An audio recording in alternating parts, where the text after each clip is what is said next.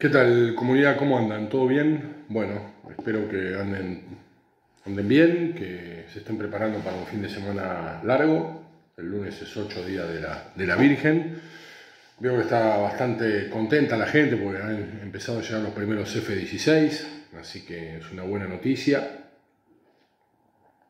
Que se hizo el sorteo del Mundial, pero bueno, ese es tema que lo vamos a charlar con Juanchi en su debida tertulia futbolística que nos debemos, que seguramente será cuando termine el campeonato. Un resultado bastante bueno para Argentina. Después voy a seguir pispeando a ver análisis varios, a ver de qué opinan, pero creo que nos tocó un grupo bastante accesible. Bueno, voy a aprovechar con toda esta cuestión de la incorporación de material bélico que está haciendo la Argentina de calidad, ¿no? Nuevamente el plan Norteamérica a full. Ustedes saben que Argentina, desde que formó su ejército institucionalmente, allá después de la guerra del Brasil, cuando toma el gobierno el presidente Domingo Faustino Sarmiento, que decide estandarizar un poco el equipamiento de las Fuerzas Armadas, Argentina pasó por una serie de procesos para adquirir materiales. Hubo una época, como les digo, mezcla de norteamericano con francés, una un profundamente proceso de prusianización, ¿no? Con la adquisición de los cañones Krupp, de todo lo que es el armamento Mauser.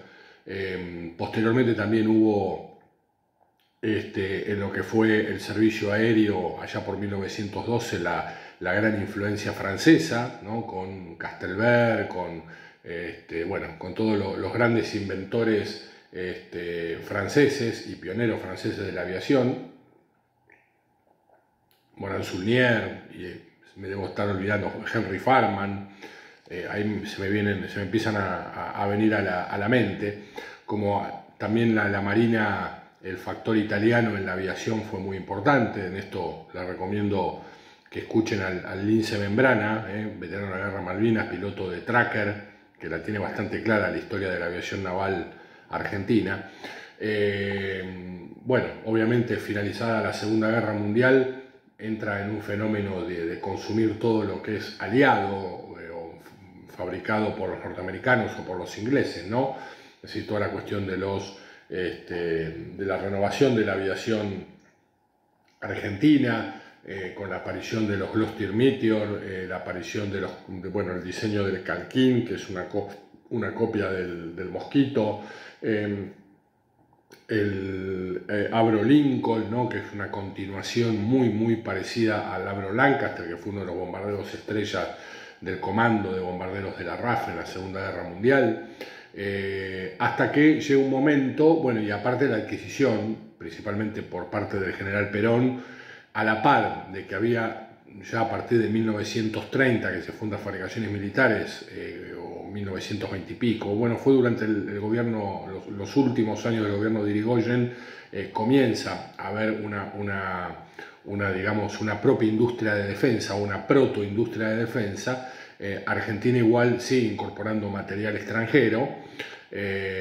Recordemos que Perón es el que compra una gran cantidad de alijo de armamento, y cuando hablo de armamento hablo de todo, hablo de camiones, tanques, lo que venga, que se había utilizado en la campaña occidental en la Segunda Guerra Mundial, es decir, principalmente armamento que había quedado en la zona de Bélgica y de Holanda. Ustedes saben que cuando hay un terrible movimiento de tropas y de equipamiento, después siempre lo que se calcula es generalmente el coste de envío de ese armamento, pero no se toma en cuenta el costo de repatriación de ese armamento, y mucho de ese armamento queda hasta el punto donde llegó tácticamente u operacionalmente, y ahí queda, no se vuelve a recuperar. Más tengamos en cuenta en una industria como la norteamericana, recontrapujante, en donde terminaba la Segunda Guerra Mundial y ya estaban diseñando el próximo tanque que iba a reemplazar al Sherman. Entonces no tenía sentido gastar plata en recuperar todos los tanques, todo el material moviente, ¿no? El material móvil que tenían los norteamericanos, obviamente que no dejaron todo, pero gran parte quedó ahí.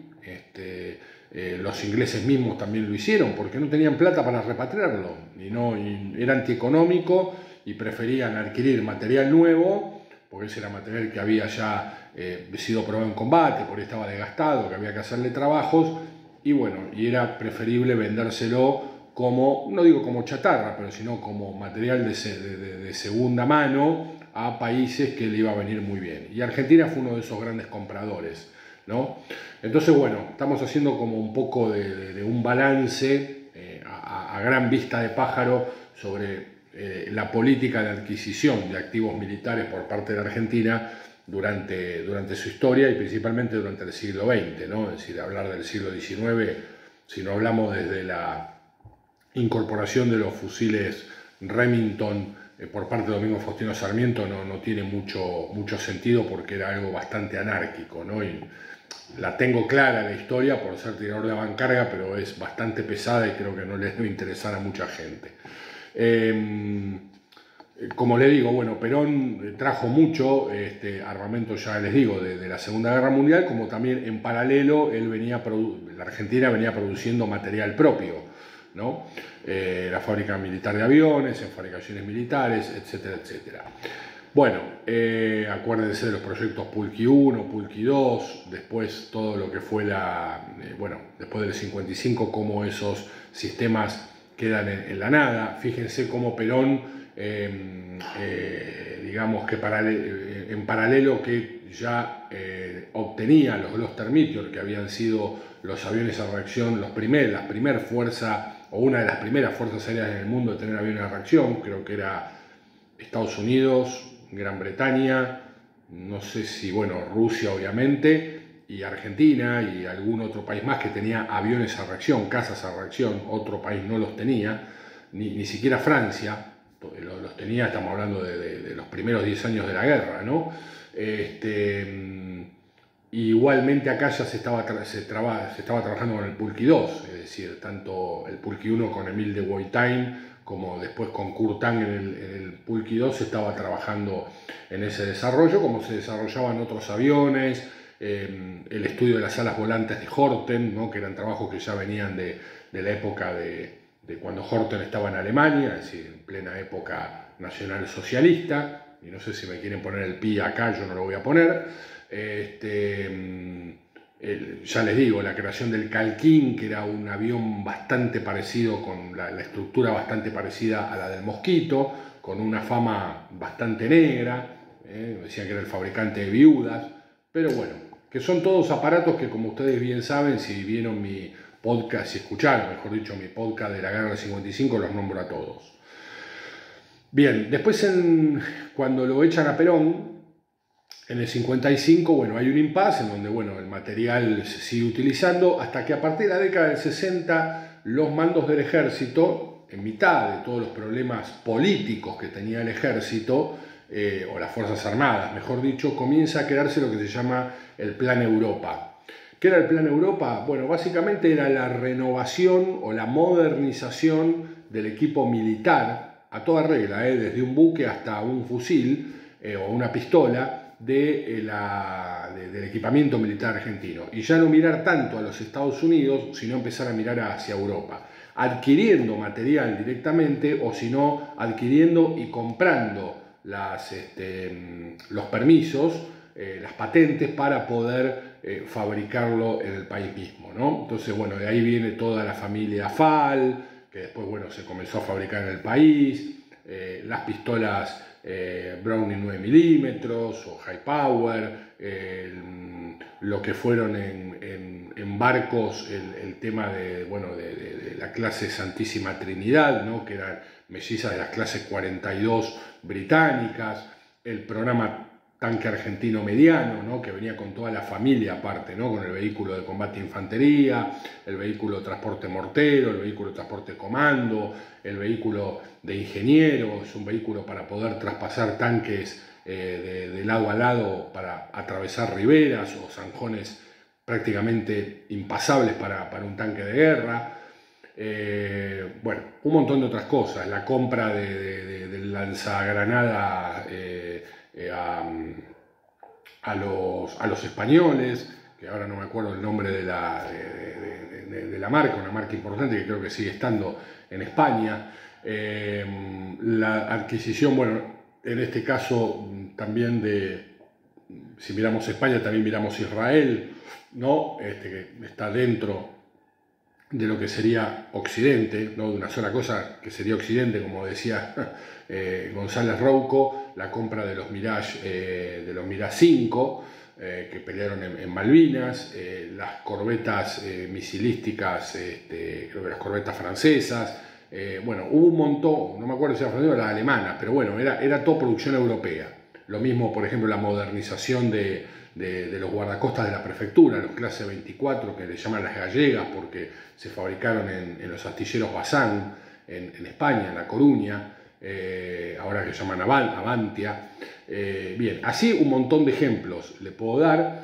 En la cuestión aeronáutica, bueno, Argentina, la Fuerza Aérea es mucho más conservadora y por ahí es más pro-yanqui y apuntó más hacia el mercado norteamericano, por eso la incorporación, ya veníamos con la incorporación de los Sabre para ir radiando o reemplazando a los Gloster Meteor, y el reemplazo natural de los F-86 Sabre fue los A4B y C, primero los B y después vinieron los C, y bueno, después ya se sabe que dieron obviamente unos muy buenos resultados en Malvinas, principalmente los B. También se compró material en Inglaterra, como los Canberra. Bueno, todo principalmente apuntaba más a compras de Europa que más que nada a Norteamérica. El sistema de artillería de Otto Melara, los obuses de campaña, que también era muy práctico para todo uso. Ya obviamente había compras de otras piezas de artillería de origen europeo, pero de origen sueco. Bueno, digamos que se había corrido un poquito el eje de las compras que podíamos hacer y con el objetivo también de fabricarlo acá.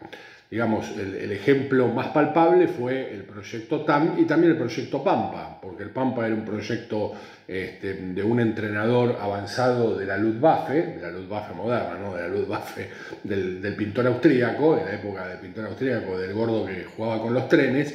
Pero su proyecto es una plataforma alemana que Argentina lo siguió desarrollando y que es lo que es ahora el Pampa, ¿no?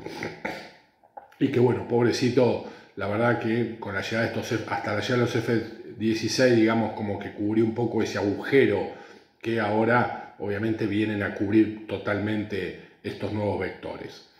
Llegada la época de los militares, obviamente como buen gobierno militar, estamos hablando del proceso de reorganización nacional, obviamente que siguieron gastando en equipamiento militar. No nos olvidemos también que a partir del año, creo que fue 59 o 60, se incorpora la Armada Argentina, tiene su premio y logra el portaavión. Era un portaavión de origen inglés. Posteriormente, creo que habrá durado una década y se incorpora el portaavión holandés, que después va a ser el 25 de mayo, que después obviamente en la época de Carlos Menem se va a dejar se va a radiar de servicio y va a terminar siendo, digamos, hojitas de afeitar, ¿no? El Karel Dorner, creo que era el nombre del portaavión holandés que los holandeses nos venden en Argentina. Por eso mirábamos hacia Europa, mayoritariamente en el tema de la compra de armamento.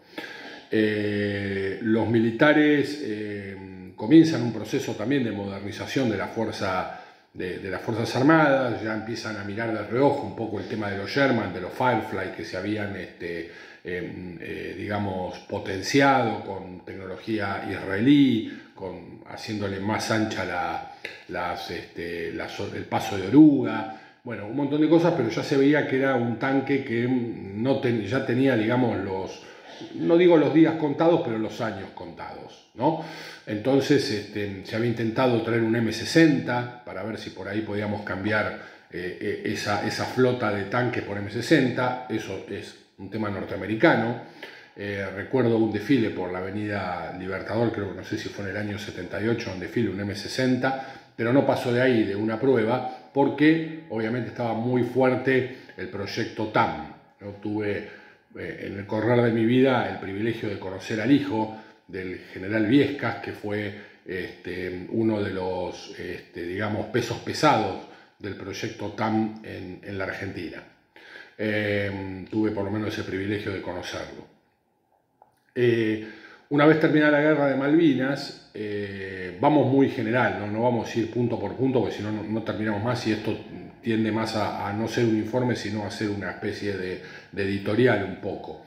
Cuando perdemos la guerra de Malvinas y se acelera el proceso de vuelta de la democracia, Alfonsín obviamente lo que primero que hace es tratar de bajarle el copete a los militares, de bajar los presupuestos, de dejarlos al mínimo posible, así que el PBI, uno de los puntos que menos problemas trajera sería el de los militares. Obviamente políticamente esto le rebotó en la cara, ya lo sabemos, no tengo por qué explicarlo.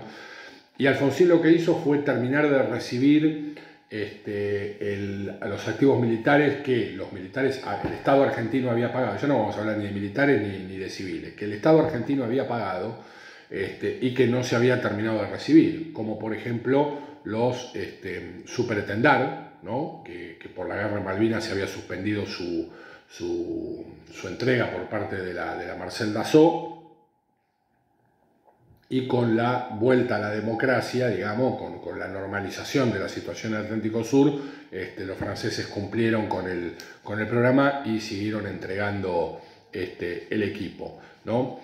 También hubo cierta modernización en la Marina, con alguna compra de algún otro activo. La Fuerza Aérea también aviones de patrullaje, es decir, por lo que estuve averiguando también hubo incorporación de Mirage 3, la verdad a mí no me consta esto, pero bueno, la verdad que esto lo tomo con signo de interrogación, puede ser, pero yo entiendo que son todas compras que recibió o adquisiciones que hizo porque ya el Estado argentino, antes de que él se hiciera cargo del Ejecutivo, ya las había oblado, ¿no? Ya las había pagado para poder tenerlo en operaciones.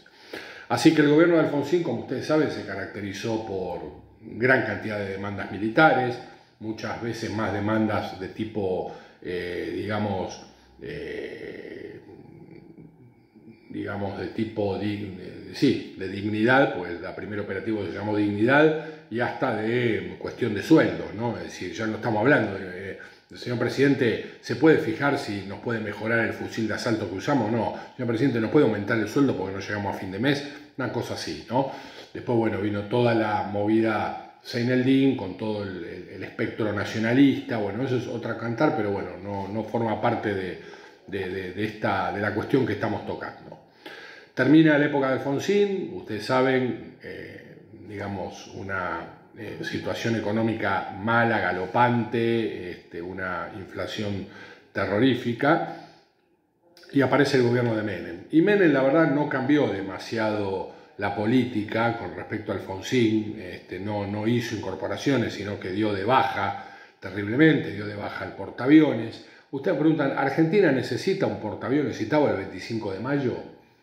Yo la verdad le digo, por la característica geográfica que tiene la Argentina, yo diría que no hace falta, porque primeramente no somos un país con una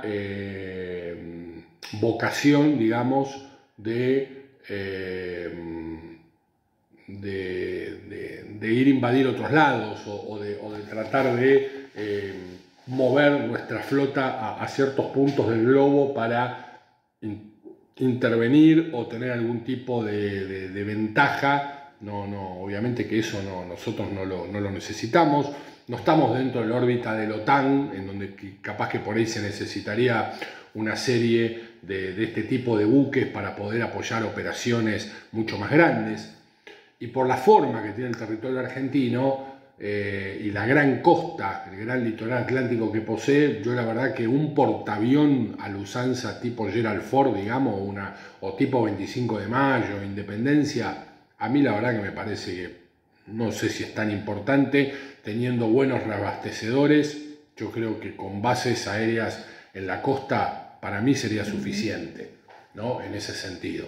Estoy de acuerdo, sí, con la capacidad de tener buques transporte de tanques, como por ejemplo el Aracabo San Antonio, o tener, por ejemplo, un clase WASP tipo un Iwo Jima, en donde sea un portahelicóptero que también tenga la versión dual, digamos, en el dock de abajo, de poder llevar vehículos anfibios oruga, por ejemplo, o algún otro tipo de embarcación más grande para poder transportar material más pesado, digamos. Eso no estaría mal específicamente para la infantería de marina.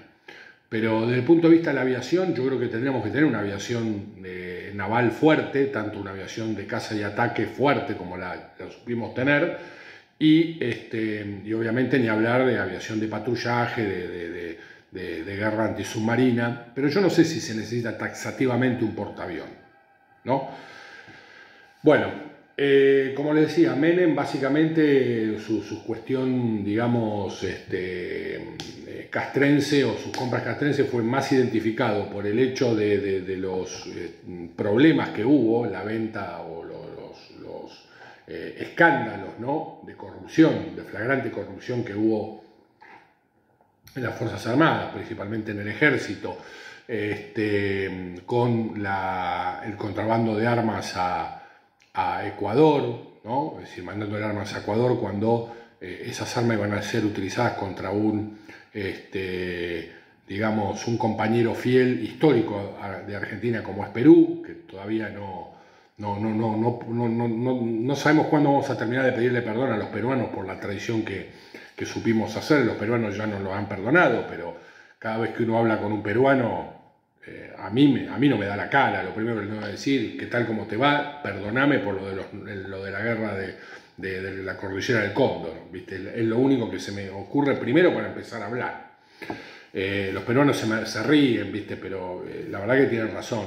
Es más, un día acudí a una conferencia en el Centro Naval en donde hablaban dos especialistas en Derecho Internacional Público, y hablaban sobre la cuestión de la actuación de Perú en la guerra de las Malvinas, ayudando esto que el otro, y cuando se presentaron lo primero que hicieron, estaba el embajador de Perú en la Argentina, esto habrá sido por el 2016, 2017, y lo primero que hicieron fue mirarlo al embajador peruano y pedirle disculpas en la cara. Si no es que dijo, bueno, buenos días, señor, buenas tardes, señores, empezamos a hablar sobre el tema, no. Tipo dijo buenos días y miraron así, señor embajador de la República del Perú, en nombre nuestro y de toda la sala, esto que el otro, y del señor verbal, le pedimos disculpas por, obviamente que el embajador peruano las aceptó, ningún inconveniente, todo bien, no hay ningún problema, si no ni hubiera aparecido, ¿no?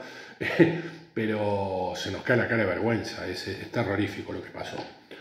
Después, obviamente, el contrabando de armas a Ucrania, que bueno, ese capaz que por ahí, no sé, según el pensamiento de alguno, estará bueno o estará malo, no sé, si le ayudó a liberar a Ucrania, a Croacia, siempre me confundo los dos países, a Croacia del sometimiento de Yugoslavia. Es decir, para los yugoslavos somos superhéroes, perdón, para los croatas somos superhéroes. Después eso trascartó la voladura de la fábrica de armas de Río Tercero, en donde hubo un montón de víctimas civiles, porque era gente que vivía alrededor de la fábrica, y también de pérdidas en lo material, un desastre. Así que bueno, lo de Menem, digamos que básicamente lo que realizó fue adquirir los A4 de la McDonnell Douglas, es decir, el A4, el Skyhawk, era una creación de la McDonnell Douglas, de Ernest Heinemann, y después la McDonnell Douglas es absorbida por otra empresa norteamericana, que ahora no recuerdo el nombre, y esta empresa crea el A4AR, ¿no? Que era un A4M, es decir, estaba destinado para los Marines, para el Cuerpo de Marines de los Estados Unidos. Los Marines los radian de servicio y los compran los argentinos. A estos A4AR se les llama R por Argentina, que ustedes lo van a ver y tiene como un radomo mucho más importante de los que tenía la 4B o la 4C. Ahí adentro está toda la aviónica, toda la electrónica principal del avión. Un avión que se le fue haciendo mejoras, creo que desde el año 95-96, que se fueron incorporando, fueron reemplazando a los A4B y a los A4C que fueron quedando de la guerra de las Malvinas. Se empezó a desprogramar obviamente otros aviones como por ejemplo los Canberra, los bombarderos livianos, que era la continuación filosófica del Mosquito, y se lo fue incorporando con tecnología de F-16, que es justamente lo que se está volando en este momento. Es decir, la Fuerza Aérea yo creo que elige el F-16 porque electrónicamente, desde el punto de vista del software, desde el punto de vista de la aviónica, ya la doctrina de la Fuerza Aérea estaba acostumbrada a ese tipo de avión. Por eso la Fuerza Aérea siempre obviamente miró a Estados Unidos, porque siempre, generalmente desde el F-86 Sabre, como les digo, para adelante siempre se compró tecnología norteamericana. Lo vio con bastante, digamos, gracia, que preferir otro tipo de avión, digamos, en donde la aviónica era completamente diferente. ¿A qué voy con esto?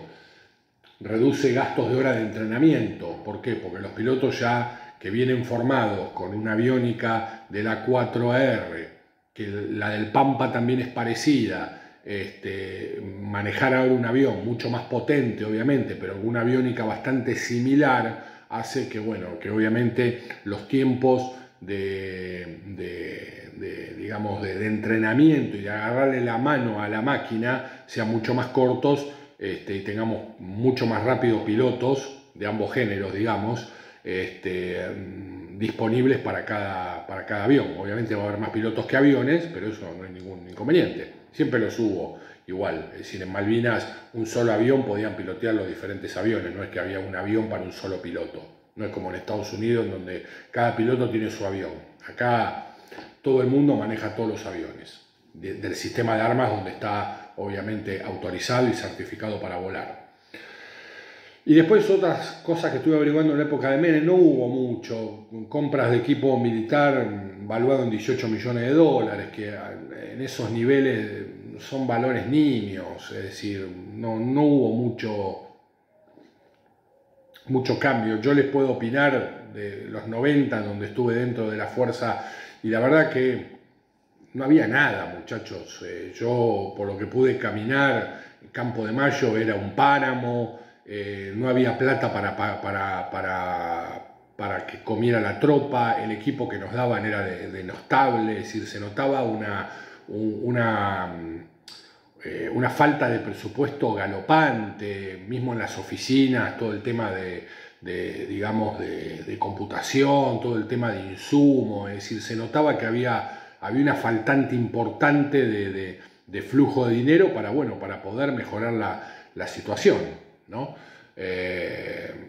Era todo muy complicado en aquella época. Es más, yo me voy de baja adelantada porque habían sacado una orden donde decían que donde había más de un soldado para cumplir una función tenía que quedar el 50% de la dotación. Es decir, si había 500 soldados tenían que quedar 250. Donde había 2 soldados tenía que quedar 1. Y donde había un soldado, bueno, el jefe de ese elemento, de ese subelemento, tenía a su criterio que ver si era necesario mantener al soldado o que esa tarea de soldado le hiciera el cabo. Listo, simple. Era muy complicado, estoy hablando del año 93, pleno dominio de Menem como presidente y de Balsa como jefe de Estado Mayor del Ejército. Y la verdad que el jefe de Estado Mayor conjunto, no sé si estaba el general Gómez Sabaini, creo, si la memoria no me traiciona. Bueno, de la Rúa mucho no vamos a hablar porque fue un suspiro, así que no hay mucho que tocar. Fue más de lo mismo que Menem, es decir, cada vez iban estrujando más el PBI para adquisición de activos militares. Y en la época K, digamos que los K, más allá de encargarse muy efectivamente de tirar al tacho de basura de la historia a las Fuerzas Armadas, como ya lo había hecho Alfonsín en su momento, Menem trató un poco de mantenerlas, mientras no le daba nada, pero por lo menos de mantener un poco su dignidad. Los K se encargaron absolutamente de tirarlo al tacho de la basura y de hacerlo en forma bien taxativa y que se viera, que se notara. Fue una época terrorífica seguramente para la gente que ha trasegado las Fuerzas Armadas por aquella época. Y los K lo que quisieron hacer es, bueno, a ver, está bien, nosotros no nos gustan estas Fuerzas Armadas, porque fueron obviamente las Fuerzas Armadas, hijas de las Fuerzas Armadas que nos derrotaron en los 70, entonces lo que vamos a hacer es dar la vuelta, empezar a buscar cooperación internacional, no mirar tanto para Estados Unidos o para Europa, empezar a ver un poco más el tema de hacer cooperaciones con países no tradicionales. Entonces empezamos a hacer intercambios con Venezuela, intercambios con China, intercambios con Rusia, que la verdad que no llevaron a absolutamente nada. A ver, se compró material norteamericano, por ejemplo los Humvee, para, digamos, armar a los regimientos de infantería mecanizada o a los escuadrones de caballería, de exploración de caballería. Los Humvee vinieron bárbaros, ¿no? Para poder reemplazar tal vez a un Panhard, digamos, en ese sentido, que se seguían utilizando, que eran de la época del plan Europa. Digamos, compraron una cierta movilidad, se trató de hacer una alianza industrial con Brasil, se empezó a fabricar el gaucho, que era una especie de jeep autoportante, ¿no?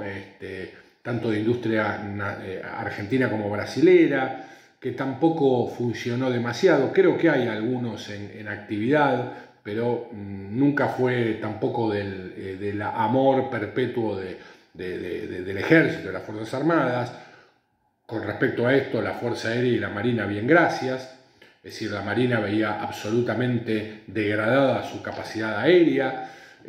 Bueno, esto seguramente debe tener algún tipo de explicación de alguna bronquita del 55.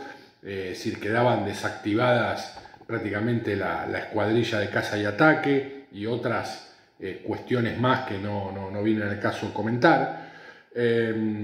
Y se trataba, como les digo, de hacer compritas livianas, ver a ver qué se podía llegar a hacer con los fusiles de asalto, con toda la familia FAL, qué se podía hacer, se radia del servicio el FAP, qué podíamos llegar a hacer sin tener que modificar todo el armamento, el parque de armamento liviano, cómo le podíamos buscar la vuelta de tratar de convertir esos fusiles largos en carabina, algo que también ahora con el gobierno de Macri lo vamos a tocar, pero lo principal era tratar de hacerle compras al enemigo sempiterno del hegemón del norte, ¿no? Entonces le hacemos compra o hacemos combinación de cosas con los venezolanos, le mandamos cosas a los venezolanos y los venezolanos mandan cosas a nosotros. Y le compramos cosas a los chinos, que la verdad que anduvo bastante mal, como por ejemplo munición de 155 milímetros que eran de cuarta, uniformes de muy mala calidad, y también la intentona de equipo ruso. Es decir, se compraron creo que 2 helicópteros para la Fuerza Aérea, para utilizarlos en las campañas antárticas, de los cuyos 2 helicópteros ya, creo que por lo menos uno ya está destruido en territorio ucraniano, porque Milei se lo regaló a Zelensky directamente y el otro no sé si o estará desarmado o también estará en Ucrania. Yo creo que Milei se lo regaló hacia Zelensky y le dije, mira, lo único que te puedo dar es esto. Que ahí podría haber habido una gran oportunidad, más allá de que yo no soy amigo de la causa ucraniana, ya que nosotros somos tan amigos de la OTAN, que capaz que por ahí hubiera estado bueno que tanto Petri como Burri, Zelensky, y Milei, todos estos muchachos, y Karina mismo, haber dicho a Zelensky, bueno, mira, nosotros lo que podemos hacer es, obviamente mientras que nos garpen, ¿no?, poder fabricarte munición. ¿Qué munición querés? Como vos estás utilizando munición NATO, nosotros te podemos hacer 5.56, 7.62, 12,7, 105 milímetros, 155 milímetros. Munición te puedo fabricar a lo que quieras. No hay problema mientras me las garpe, obviamente lo va a garpar Estados Unidos o la Unión Europea. Eso hubiera sido un buen negocio. Yo creía que Zelensky, cuando vino a la asunción de Milei, y creo que después vino en otra oportunidad, no me acuerdo, entendí que venía para eso. Como era la época que estaba en pleno mangueo de cosas, de que nosotros le fabricáramos munición sería una buena salida, munición de calidad dentro de todo, pero bueno, no sé, capaz que por ahí a Rusia metió la presión y no tuvimos que quedar en el molde. Pero la verdad, lo que vino de los rusos son estos helicópteros de transporte, bimotores, cosa que la Fuerza Aérea a todo lo que es bimotor le tiene alergia, porque es el doble de mantenimiento, son el doble de horas de mantenimiento. Una cosa es mantener un avión, un helicóptero de monomotor, y otra cosa es mantener vectores que poseen dos motores. Es decir, todo se multiplica por dos, los costos, las horas, todo por dos. Así que bueno, esos helicópteros no tuvieron mucho éxito. Aparte, el mantenimiento de los motores no se podía hacer acá en la Argentina, había que mandarlos a Rusia, y justo cuando se lo mandan explota el conflicto en Ucrania, así que andás a ver cuando los rusos te iban a devolver los motores arreglados. El embargo, nada. Es decir, un invento que seguramente algún vivo se habrá quedado con algún vuelto en el medio. Así que el tema de adquisición de activos militares por el lado de los K, yo la verdad que lo dejaría aparte, ahí guardado, ya olvidarnos y mirar para adelante, ¿no? Es como cuando uno se pelea con una persona, con su pareja, lo que sea, y a la vista está otra persona y uno dice, bueno, vamos a mirar para adelante, olvidémonos del pasado, tratemos de no cometer los mismos errores, y se terminó la historia, porque la verdad que es tétrico el tema de los K. Quisieron reiniciar la fábrica militar de aviones, la producción era muy mala, principalmente de Pampa. Una de las cosas, podemos decir que fueron algo positivo, fue IMSAT, es decir, la fábrica de tecnología para radares, que puede fabricar drones. Ahí veo que en ese sentido, dentro de todo, la pegaron, hubo un cierto criterio. Después quisieron reactivar Río Santiago y no pudieron terminar de fabricar, creo que uno o dos buques, tanques para el gobierno venezolano, la época que vivía Chávez. La verdad que un desastre, un desastre. ¿Qué más? Vamos a la presidencia del gobierno del ingeniero Macri. Acá tampoco hubo demasiado baile, es decir, lo de Macri, los 3 puntos principales, digamos, que puede verse fue la compra de Superétendard Modernisé, es decir, eran aviones de la Marina francesa que ya estaban desprogramados porque ya entraban los Eurofighter navales a operar en el Charles de Gaulle, que es el portaavión de la Armada Francesa. Entonces nos vendieron a nosotros los Superétendard Modernisé teóricamente para canibalizarlos y utilizarlos en los Superétendard nuestros que están parados, no sé si será en Punta Indio o en Espora, no sé dónde los tendrán guardados, para poder hacerlos volar. Ahí uno de los grandes problemas que tenemos, junto también con los A4AR, son el material pirotécnico que se utiliza para hacer si el piloto se tiene que extraer en el aire del avión. Es un aparato pirotécnico fabricado por la Martin Baker. La Martin Baker es una empresa británica que fabrica los asientos y asientos eyectores para los pilotos. Bueno, los ingleses no estaban muy de acuerdo en que se le pusiera ese producto, más otros, digamos, repuestos. No olvidemos que estamos hablando del Superétendard, que fue la espada bien afilada de la Armada Argentina contra la Armada Británica en Malvinas. De eso los ingleses no se olvidan, y obviamente van a tratar de que los Superétendard no vuelen en su vida, y yo creo que no van a volar más, pero bueno. El amigo Macri los trajo, me acuerdo que venían todos enrollados en un papel especial para que no les ataque la humedad ni el medio ambiente, pero no volaron nunca. Si no vinieron como estos F-16 volando a todo vapor, a toda potencia, no, vinieron en barco, los bajaron en unas planchadas y así se los llevaron para la base naval o aeronaval. Bueno, lo que sí incorporó Macri fue las OPB, que son estas patrulleras oceánicas, que son como una especie de corbetas, o un poquito más grande que un guardacosta clase 24, estos los que llaman el nombre de Cordero, Piedrabuena. Bueno, son buques que están operando tanto desde Mar del Plata, todo el litoral marítimo, están haciendo desde Buenos Aires, Mar del Plata,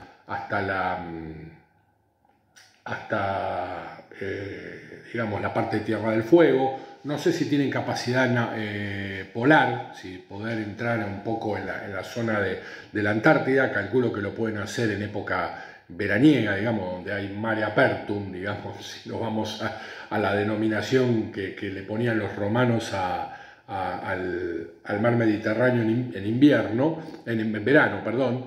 Pero bueno, son tipo de buques de patrullaje, tipo corbetas. La verdad, el armamento que tienen no se los pude distinguir. Calculo que ir armados con algún cañón de 20 a 40 milímetros. No sé si tienen sistemas misilísticos encima. Están más para colaborar con la prefectura y meterle miedo a los pesqueros chinos y españoles que andan por las 200 millas.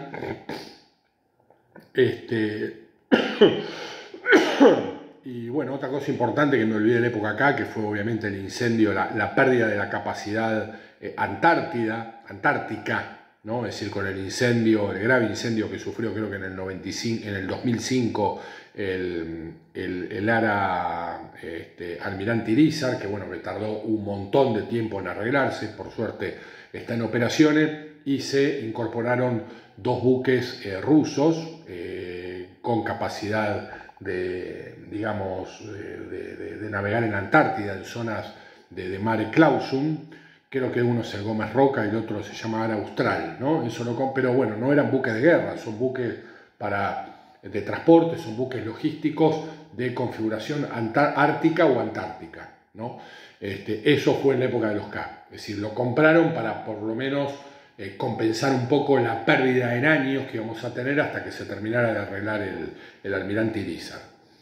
Ok, y después lo de Macri fue un poco, como buen italiano, tratar de ver si podía hacer negocios con la firma Beretta para traer la familia de armas portátiles Beretta, hacer un modelo como el FAL, ¿no? Digamos, modelo de negocios, ¿no? Es decir, comprar una primera tanda directamente a Italia, después comprarle la licencia y hacerlo acá en la Argentina en Fraulis Beltrán, bueno, en la fábrica que fuera, ¿no? Presumiblemente en la Domingo Mateu y en la Fraulis Beltrán, las que están en Santa Fe. Bueno, eso al final no ocurrió.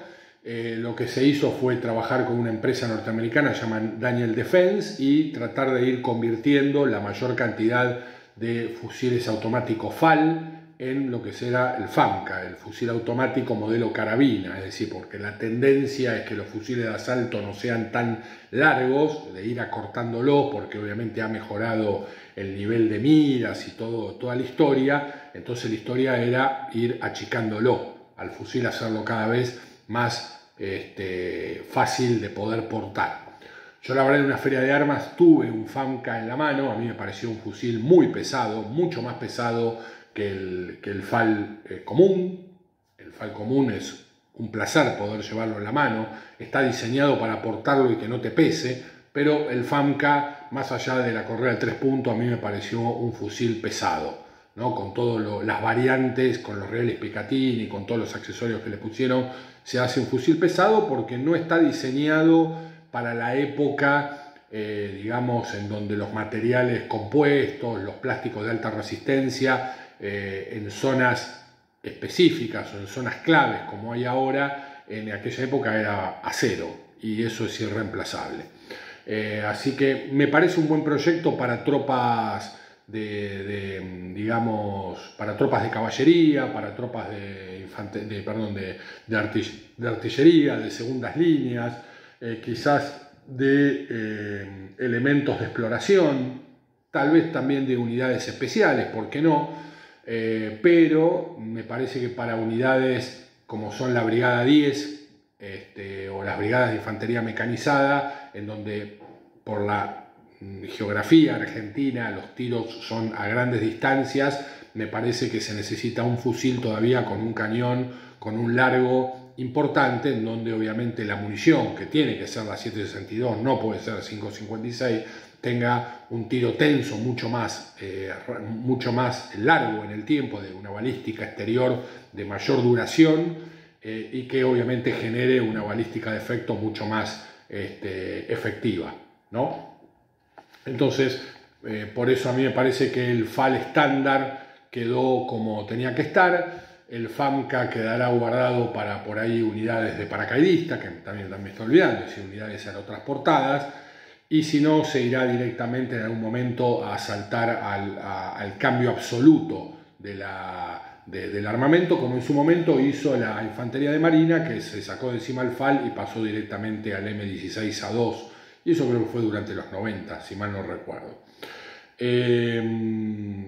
Y bueno, y ahora llegamos a Milei. Digamos que Milei, hasta ahora sus dos grandes adquisiciones, como sabemos, son estos avioncitos que van a pasar mañana por acá, por la ciudad de Buenos Aires, los F-16, que están hablando de más o menos que van a venir en la treintena, aviones modernizados, obviamente, y la adquisición de los Stryker, que son vehículos de infantería, vehículos de transporte de infantería para la infantería mecanizada, de 8x8, es decir, 4 ruedas por cada banda, por cada lado, un vehículo que ya ha sido probado en combate, muy resistente, de mucho mejor capacidad que el Bradley, y que va a trabajar en combinación con la familia TAM, digamos, con los BZTM y los BZTP.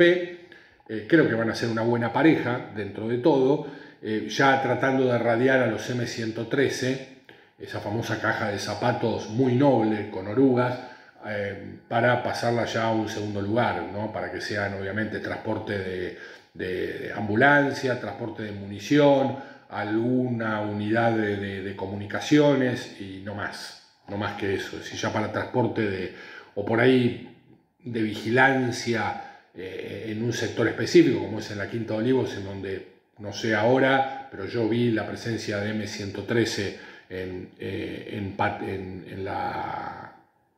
la Quinta de Olivos para patrullaje, digamos, y para despliegue rápido de los efectivos de granaderos que estaban apostados en la Quinta Presidencial. Y después hay un proyecto también de reactivar el arma del submarino, que está totalmente desactivada. Sabemos lamentablemente el hecho infausto del Ara San Juan. Ahí hay una cuestión entre el kirchnerato y el macrismo, donde se tiran las culpas de quién fue, porque el arreglo de medio término le tocó al kirchnerismo acá en Tandanor, tanto el Ara Santa Fe como el Ara Salta. El Salta está sin navegar, porque después de lo que le pasó al Santa Fe, el Salta ni se mueve. Y bueno, ahí obviamente Macri tuvo un golpe muy importante, la pérdida de un submarino con obviamente toda su tripulación dentro, fue bastante triste. Así que bueno, esto es un poco el resumen de la adquisición, muy a vista de pájaro, de la adquisición de activos militares. Seguramente me estoy olvidando de algún sistema de armas que se hizo principalmente desde la vuelta de la democracia hasta el día de hoy, en donde mañana, a partir de las 7:30, 8 de la mañana, los F-16 van a estar haciendo una demostración aérea aquí en el centro de la ciudad de Buenos Aires, para luego volver a su base en La Higuera, ahí en Río Cuarto, en el área material Río Cuarto, para ser recibidos oficialmente por el primer mandatario, no sé si el licenciado doctor Javier Milei. Así que bueno, espero que estos aviones cumplan excelentemente su servicio, que se llenen de gloria operativa, como le tocó a los A4B y a los A4C y al sistema Mirage, que también sean tan buenos como fue el sistema Sabre y el sistema Gloster Meteor. Así que bueno, eso fue todo, señores. Si hay alguna otra novedad, nos estaremos comunicando, pero yo creo que el próximo encuentro será charla futbolística con mi querido amigo el Juan Chipolo. Agur.